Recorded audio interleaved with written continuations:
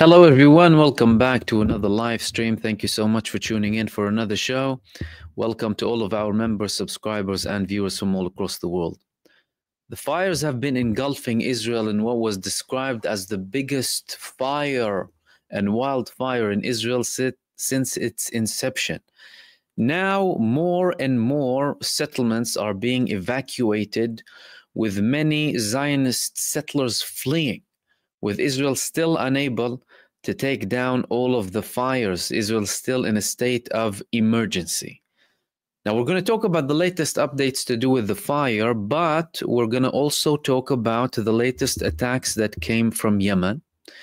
Britain, again, going in to the front lines in the Red Sea against Yemen. We're going to talk about that too. What does that mean, especially in relation to the United States after the big attacks that the United States got from Ansarullah?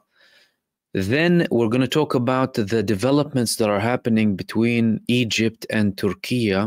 The two countries have come closer together in the past 2 years after a decade of really tight tensions previously. And then we will speak about the latest developments on the Palestinian front, especially in Gaza, in the Gaza Strip, with the latest attacks or latest actions coming from the Palestinian resistance against the Israeli occupying forces inside of the Gaza Strip. But we'll begin with this here. Many communities have been ordered to evacuate their homes, and it's spreading. The fire is spreading. Many communities have been instructed to evacuate. District commander has instructed to prepare for the possibility of additional communities being evacuated. Israel is still not getting control. It's still unable to take down all of these fires, and they're spreading out in areas that are very important, like some of them next to Israeli bases, one of them next to a military museum, settler areas. And Israel is, of course, describing this now as a terrorist act. Benjamin Netanyahu declared, and we spoke about this in the previous video, that Israel arrested 18 people and is blaming them of arson and calling this terrorism. These people are setting the country alight. Of course, Israel ignores its own genocide in Gaza and its own crimes, and only has the Palestinians to blame over everything. I mean, how they want to burn the country down, we bring the country together. These people forget very basic things. I mean, Israeli settlers have been burning Palestinian villages since 1948, and in the West Bank to this day, crops, they kill cattle and burn people alive. What did we forget? Did we forget the Dawabshi family? Did we forget the Dawabshi family? That was 9 years ago. And an 18-month-old was killed in an arson attack by Zionist settlers, knowing that they were there, by the way. An 18-month-old and his family. They burnt him alive. Others survived miraculously. And it wasn't just this. So Israel constantly burns people alive. I mean, they've been burning people in Gaza alive in the past year and a half, but their burning of people, not just, trees and stuff, goes back a very long time ago. Now, if it was only like 1 or 2 incidents, you'd think, maybe accidents here. No, it's a pattern. They like burning people. As a matter of fact, they celebrate the death of people. For example, when Ali Dawabshi, the 18-month-old, was burnt alive by Zionist settlers in the West Bank, there was a wedding during which the Israeli settlers were celebrating. In case you haven't seen that video, here it is for you.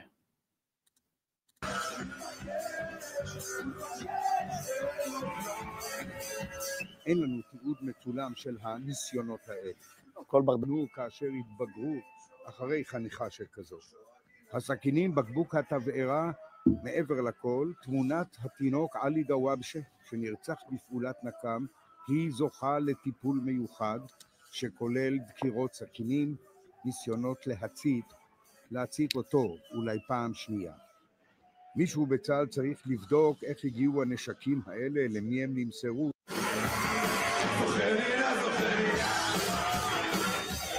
מעבר לתמונות מחתונת הדמים הזו ומעבר למילים שעוד תבואנה כאן, אז שימו לב למוסיקה. המוסיקה שיוצרת את האווירה.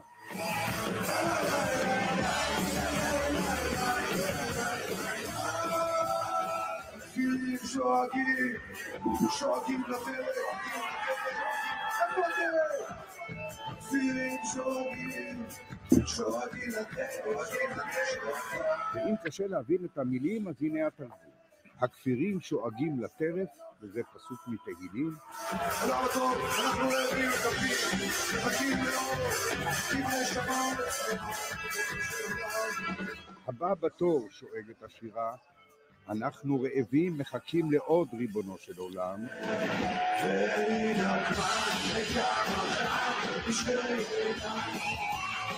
בהמשך, נקמה, נקם, אחת משתי עיניי מפלישתים. וכאן משנים מעט ושרים.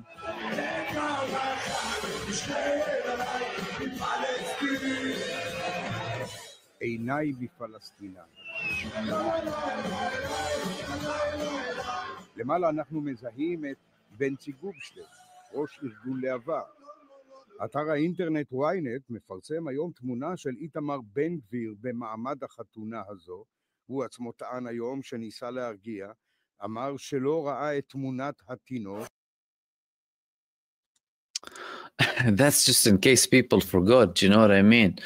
Israel constantly burns people alive. They celebrate the burning of children, and the Israeli Minister of National Security, Itamar Ben-Gvir himself, was in that wedding where they were raising the photo of an 18-month-old Palestinian whom they burnt alive, celebrating that in a wedding with, I mean, you saw the music and you saw all of that. So, yeah, I mean, that's Israel for you. That's how they were from the beginning. And what are they expecting now? Like, what, people to sympathize with everyone after, you know, they've been slaughtering Palestinians for the past 18 months? That's on that front. And Benjamin Netanyahu is, of course, saying we're imprisoning people. Israel is, of course, still trying to control the fires, but it's not really working that well for them. Now, moving on to the next thing that I wanted to talk to you about. Benjamin Netanyahu has been saying that, we want to control Rafah, and, you know, people are proudly showing new maps of Rafah. You know, we're going to expand the parameter and we're going to expand the control of the Philadelphia corridor. It's going to be bigger now, and that's it. You know, game over for everyone over there, and it's done. But the things that are happening on the ground are the total opposite. So we had new revelations coming from the Palestinian resistance about a very strong ambush against the Israeli terror forces in Rafah. Now, according to the Palestinian resistance, in this ambush, they said that after returning from the battle lines, our fighters confirmed carrying out a complex operation on Al-Tayaran Street in the Tel Sultan neighborhood, west of Rafah in the southern Gaza Strip on Friday afternoon, April 27th, 2025.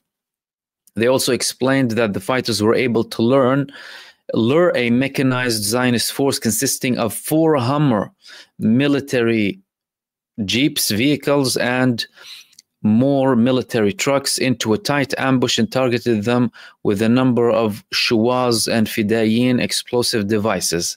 After that, a number of fighters advanced towards the remaining enemy soldiers and clashed with them from point-blank range, killing and wounding them. This is coming after multiple ambushes came from the Palestinian resistance, not only in Rafah, of course, but in all parts of the Gaza Strip.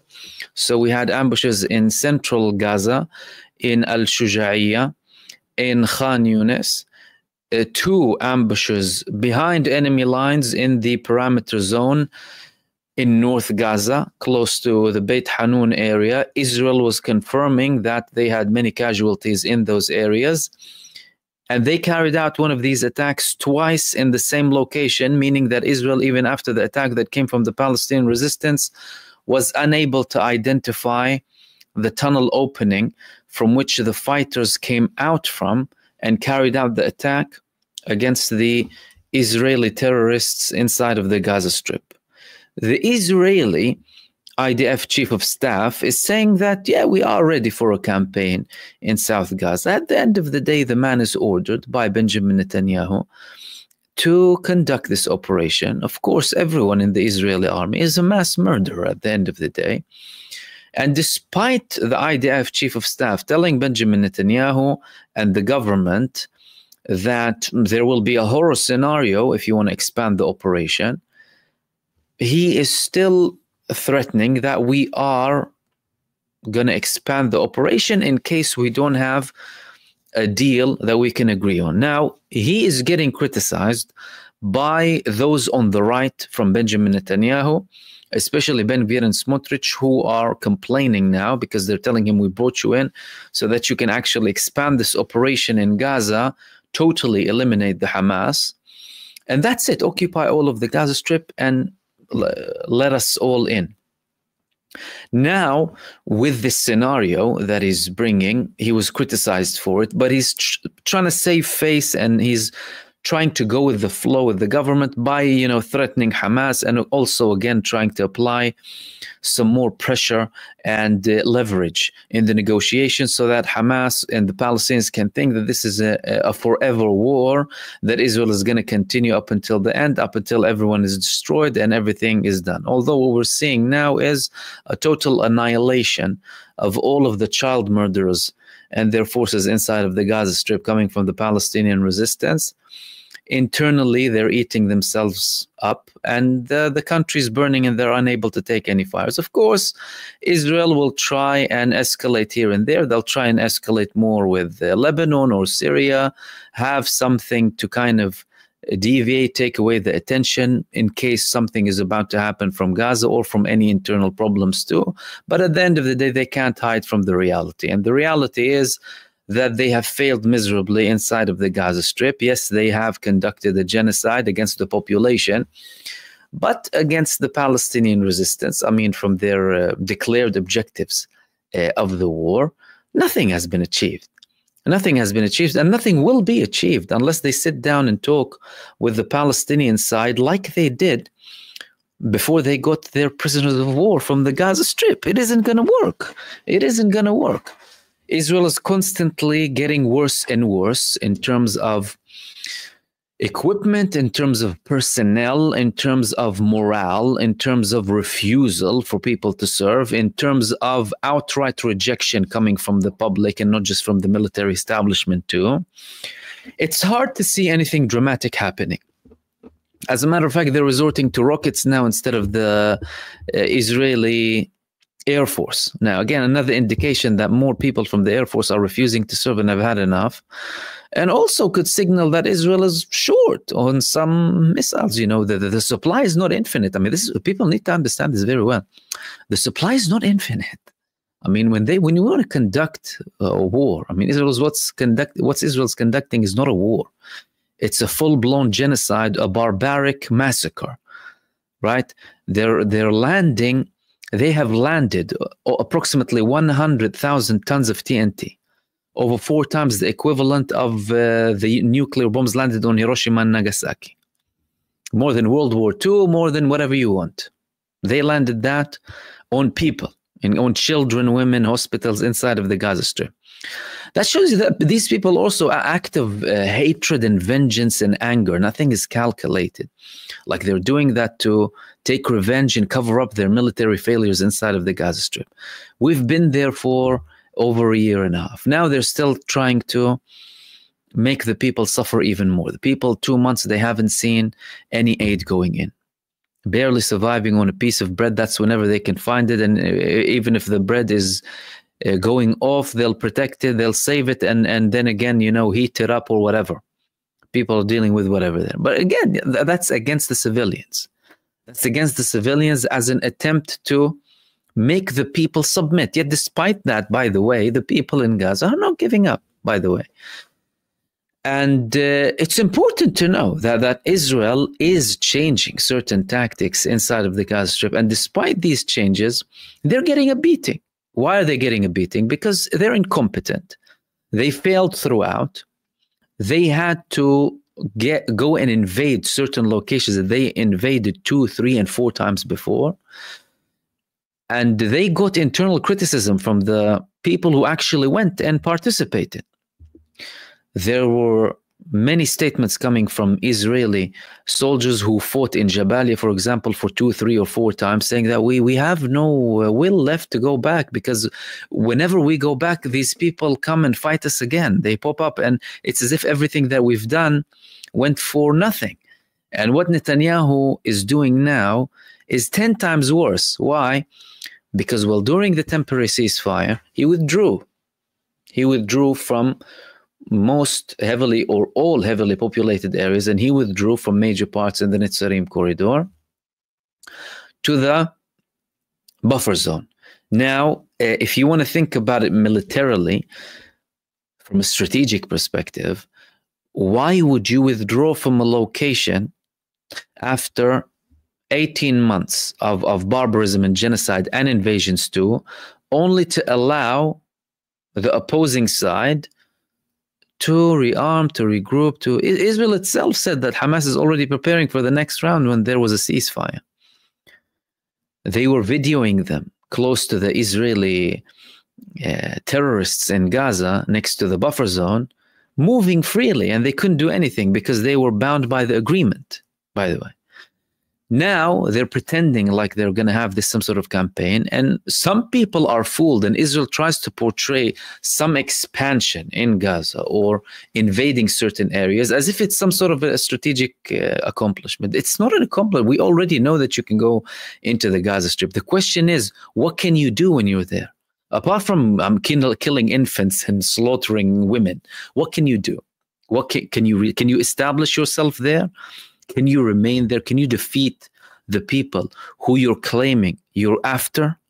You can't. You can't. And this is what you're getting inside of the Gaza Strip. Very far from the image that Israel is trying to portray. And now Israel started to talk less, by the way. So last week, I mentioned that the Israeli media was starting to talk more about the casualties in what could have been an attempt to apply more pressure on Benjamin Netanyahu to end the war at some point. But now they're using these fires as, something deviant. They're not mentioning anything that's happening in Gaza. Again, quite convenient for Benjamin Netanyahu.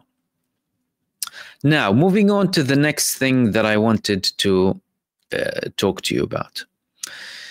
Ansarullah, they are still carrying out strikes, and they are carrying out intense strikes. And in the past couple of days, they carried out an attack against USS Carl Vinson, the aircraft carrier, and they also carried out an attack against Israel in 2 locations inside of the state of Israel.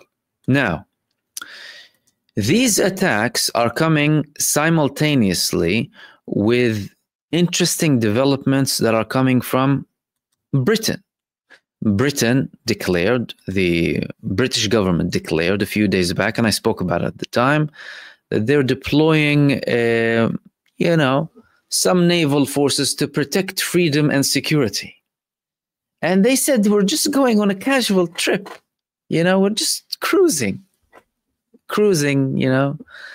down the English Channel, and then up to the Mediterranean, and then we might go to the Red Sea, and then, we might strike Yemen, maybe. Anyway, they ended up in Yemen fairly quickly, only for the British government to show again, that we are keen and we are very honest in our support for the genocide. And that's another show of desperation, by the way, from the United States. The United States, with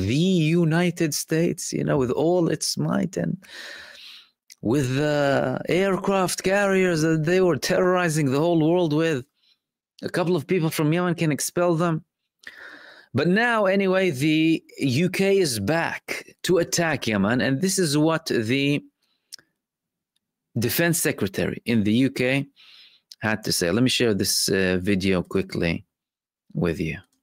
Speaker, I wish to make a statement to update the House on the action that we took last night against a Houthi military target. We did so in collective self-defense and to uphold the freedom of navigation as Britain has always done. Mr. Speaker, yesterday UK forces conducted a joint operation with US allies against a Houthi military facility in Yemen.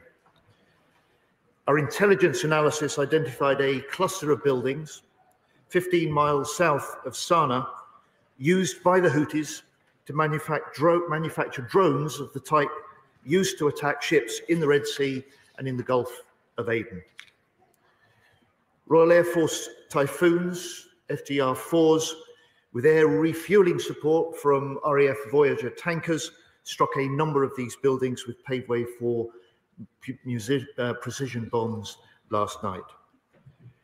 This action was limited, it was targeted, it was devised to minimize the risk of civilian life. Everyone involved in the UK operation has returned to base safely. And I want to thank, on behalf of the House, all members of our armed forces involved in this operation and to pay tribute to them for their total professionalism and their courage. What did he just say? What did he just say in the beginning? Did anyone hear that? Did he say that we did so in what? Hold on a second. I need to repeat this for a second. We did so in collective self-defense and to uphold the freedom of navigation as Britain has always done. Oh, of course. How can I forget? Of course, freedom of navigation as UK always has done. Of course, how can I forget?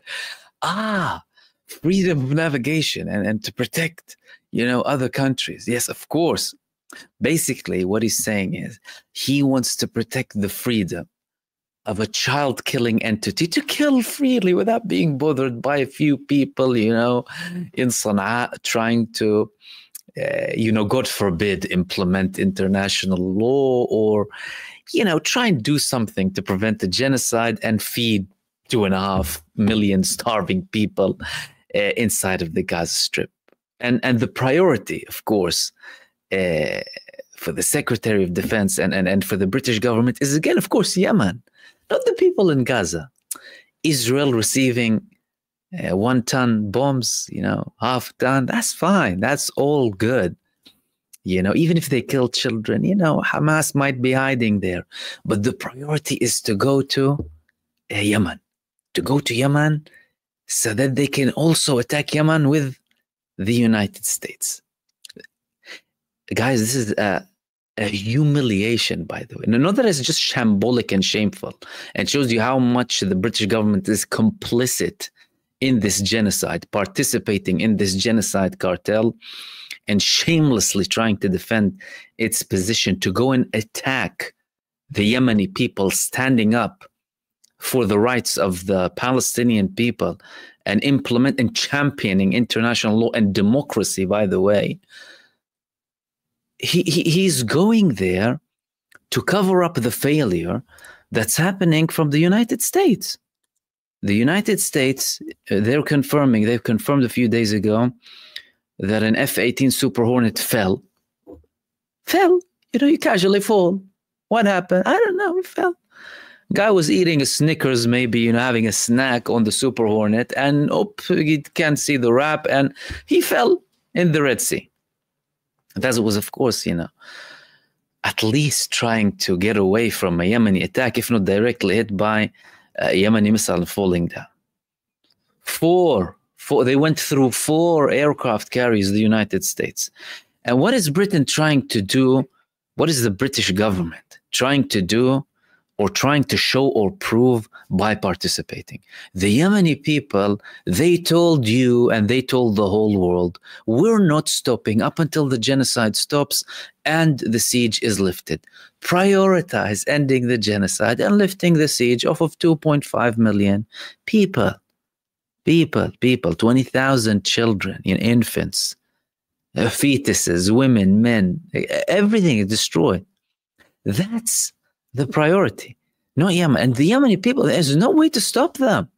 You cannot stop such a people. When are these thick imbeciles in power going to understand? You cannot stop these people because they are fighting based on faith and principles. The truth is on their side. Justice is on their side. You can't defeat them. And the priority is to stop the genocide.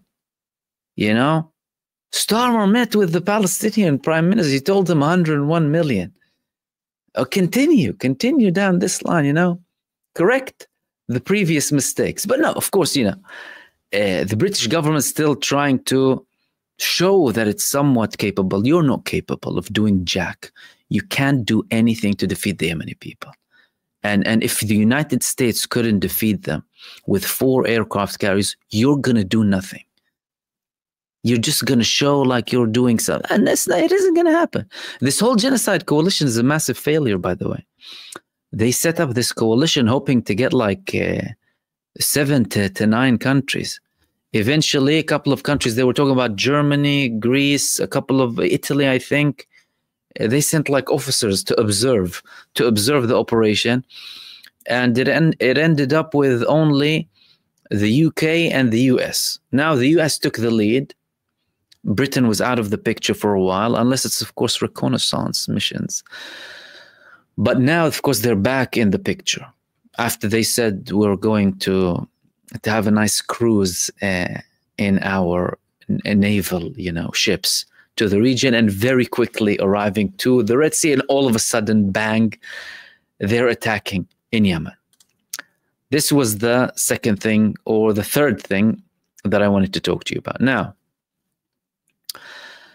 the final thing that I wanted to talk to you about is we're witnessing a change of dynamics in the region, undeniably. Many changes have happened in the past 2 years. And one of those big changes that are happening is the relationship between countries in the region. The increase in ties between Iran and Saudi Arabia, China brokering deals, China getting closer to Egypt, having for the first time ever historic drills with Egypt in the Sinai Peninsula, Egypt obtaining J-10 fighter jets with air-to-air capability, equation changing fighter jets to combat Israeli fighter jets in case a war breaks out between them. But one of those most significant developments were between Turkey and between Egypt. Why? Because after the coup, the military coup in Egypt that General Assisi carried out against the democratically elected Mohammed Morsi with the Muslim Brotherhood government, in what was described as the only democratic elections in Egypt's history, by the way, by many observers. And as a matter of fact, I don't think the pharaohs had any democratic elections. But ever since that time, because also Erdogan and Morsi, they had plans, Erdogan took a very harsh stance against Egypt, and in Egypt it was very hostile towards Turkey, and that's something that wasn't really abnormal. Turkey and Egypt are two countries that have had their ups and downs many times before. However, in recent years, and that's before the genocide in Gaza began, they started to talk a little bit more. Why? Because both of them understood the mutual threat that's happening and they're facing from Israel in the Mediterranean, especially in relation to the natural gases in the region. They saw the deal that Israel had with a couple of other countries too. Egypt showed Turkey at one point that they are able to have a block or a relationship with Greece that might not really be great for Turkey. Turkey started to come back to Egypt, and they both understood that we need to gradually build back those relationships. However, ever since the genocide began, the country started to increase their ties to new levels. And this was very visible with the Strategic Cooperation Council that was declared, firstly, with the historic meetings between the Egyptian president and the Turkish president back and forth, delegations in both countries, and they established what was labeled as a Strategic Cooperation Council. Egypt was very interested in getting some of the advanced UAVs and drones that Turkey produces, and indeed they have signed deals. But now there's something even more dangerous or more interesting, to say the least. So there were special forces, both from Egypt and Turkey, Turkish special forces and Egyptian special forces. They conducted a joint drill. Now, this joint drill included urban combat, sniper, parachute, helicopter, and direct mission training. And they published a video that I wanted to share with you.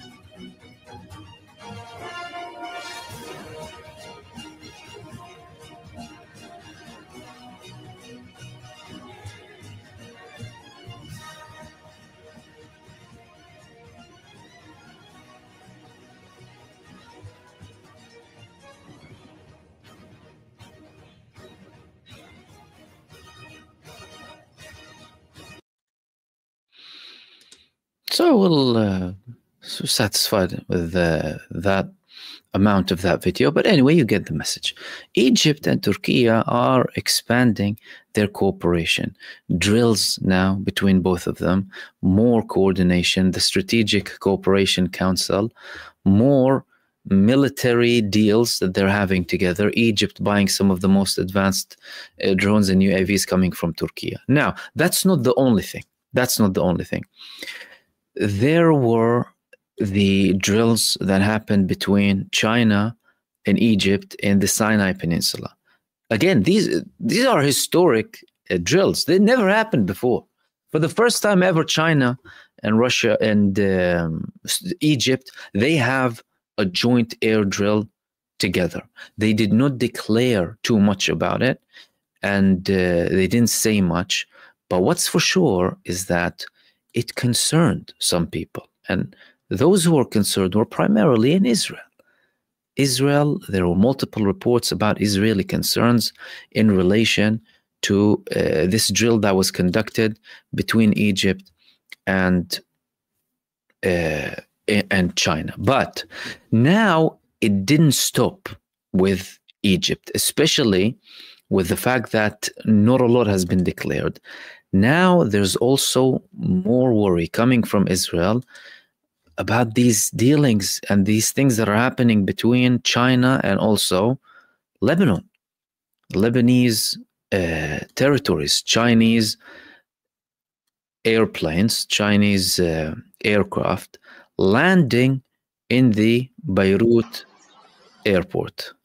This was one of the video that was also published online. Good morning, Papa Lima Alpha Alpha Fox 40, confirm inbound to Oscar Lima Bravo Alpha. 40, familiar with our airport and FIR? Military airbase. 40, continue with tower 122.7, have a great day, sir. So on the ground, this means that China now is showing presence, military presence, on the southern borders of Israel and on the northern borders with Israel. And the concerning thing for Israel is not just one, but two things. Number one, the fact that these things are happening for the first time with a United States that is slowly getting less and less powerful. Then they do not know the content of what's happening. So they don't know why China had these drills with Egypt. They don't know why this Chinese cargo airplane landed in Beirut. But what they do know is, well, that from an Egyptian perspective, the Egyptian army almost solely trains and conducts drills against Israel, what in Egypt they label the northeastern front, and they constantly diversify their arms to have an equation or to have a balance between them and Israel. That's something that they've been clear about with the American administrations, one after the other. And of course, because the United States administrations constantly refused to listen to the Egyptian demands in having at least the same power as Israel when it comes to their fighter jets, for example, the United States always gave Israel the upper hand. They always gave them the edge with the fighter jets, with the fighter jet capabilities, with the type of equipment, with the level of equipment, not just the amount of money that they give. And that's why Egypt, especially in the past decade, they started to expand more. But this time it's reaching China. And China indeed gave them exactly what they need. So that's what's worrying Israel. The fact that the Chinese are having a foothold in the region with countries who will train against Israel. Everyone knows that the peace treaty between Egypt and Israel is a cold peace treaty. And like Benjamin Netanyahu said the other day, it's a cold peace treaty. They prefer a cold peace treaty than a hot war, like Benjamin Netanyahu said, but it's still cold and it's between governments. And at the end of the day, many on both sides declared that every aspect or every line of that agreement or peace treaty between Egypt and Israel has been breached, especially in the past 2 years. And that's something that also worries Israel from the developments between the Chinese and the Lebanese too, especially seeing as they don't have a lot of information revolving around it and what it actually includes. And these were the main things that I wanted to share with you in this live stream. As usual, thank you so much everyone for tuning in. I will hopefully see you soon in the next video. In the meantime, stay blessed, take care, enjoy the rest of your day, night, or evening, depending on where you are. And I will see you soon in the next video. Peace, everyone. Salam.